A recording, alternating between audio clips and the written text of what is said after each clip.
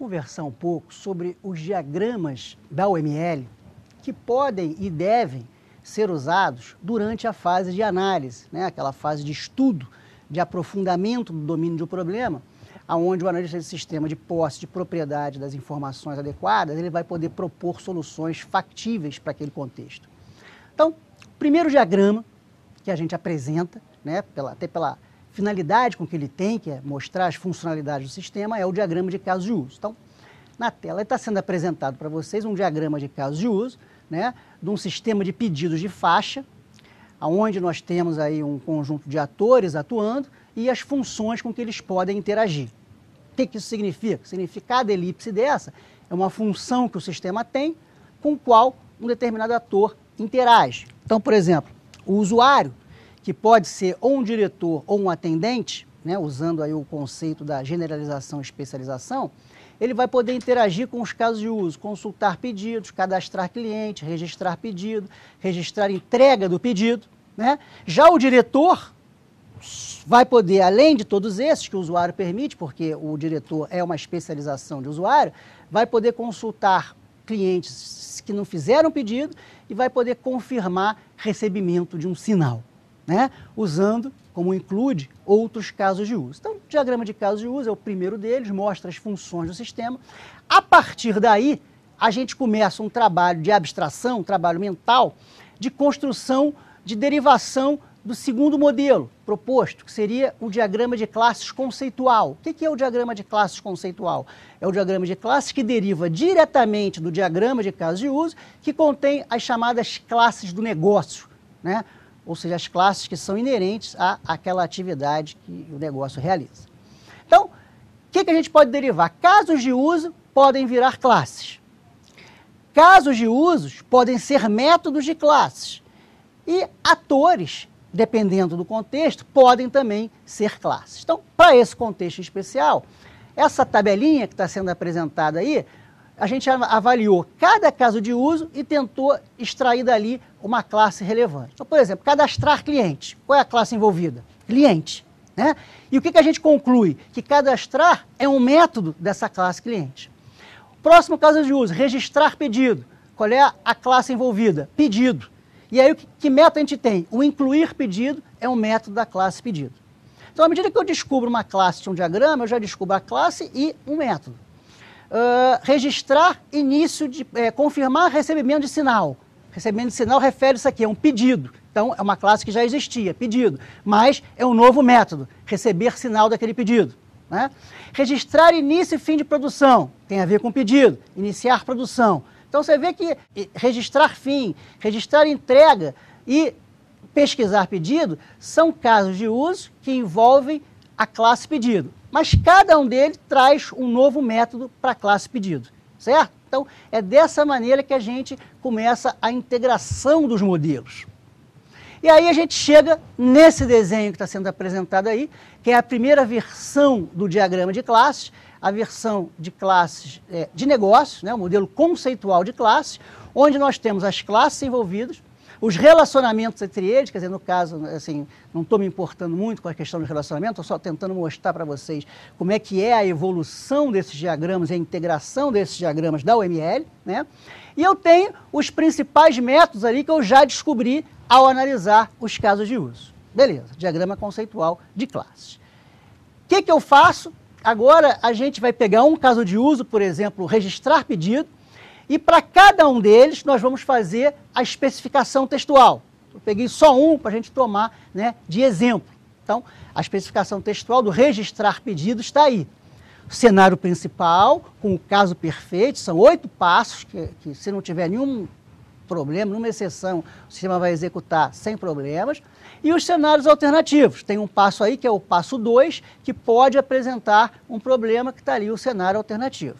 Né? Então, eu construo a especificação de casos de uso, que ela complementa o desenho do diagrama. Né? O desenho do diagrama que a gente viu de casos de uso só mostrou as funcionalidades dos atores. Aqui detalha como funciona internamente.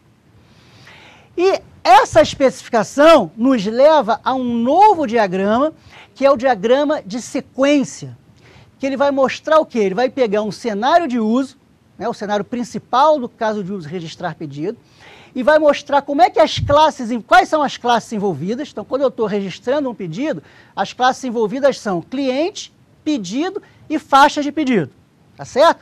E como é que ocorre a interação entre essas classes? Essa interação eu me baseio no passo a passo da especificação do caso de uso.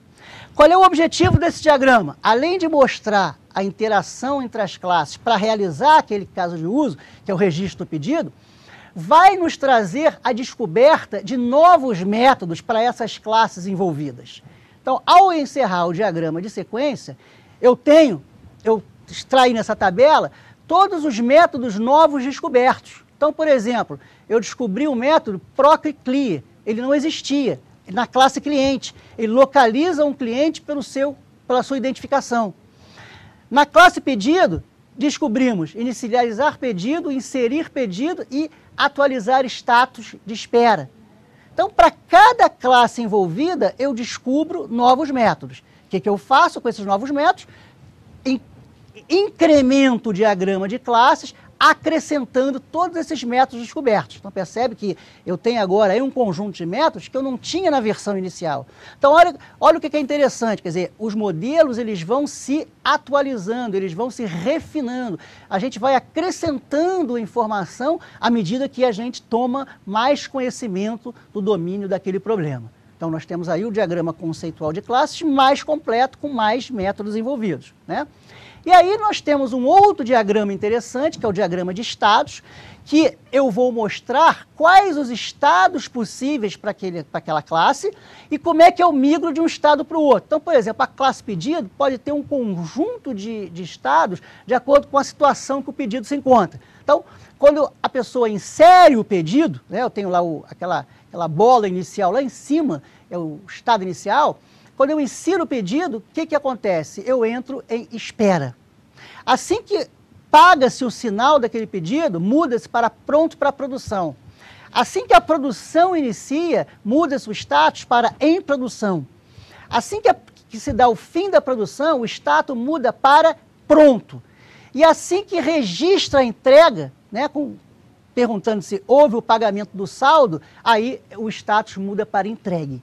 Então esse diagrama ele mostra todos os eventos, ou seja, acontecimentos que fazem com que mude o estado e todos os estados possíveis. Isso chama-se diagrama de estados e é bastante útil também na nossa modelagem, né, da fase de análise, né, mostrando como é que esses estados migram e alteram-se de um estado para o outro.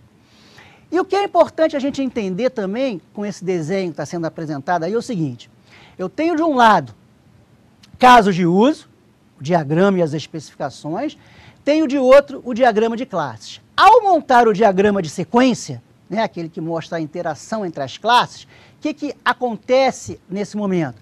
Eu utilizo a especificação de casos de uso, eu utilizo o diagrama de classes para poder criar o diagrama de sequência. Mas em contrapartida, o que a gente descobre? Novos métodos, novas operações dessa classe, que são novos métodos, são descobertos e a classe ganha destaque maior, ou seja, a classe ganha novos contextos, novas informações. Tá? Então, são esses diagramas usados na fase de análise.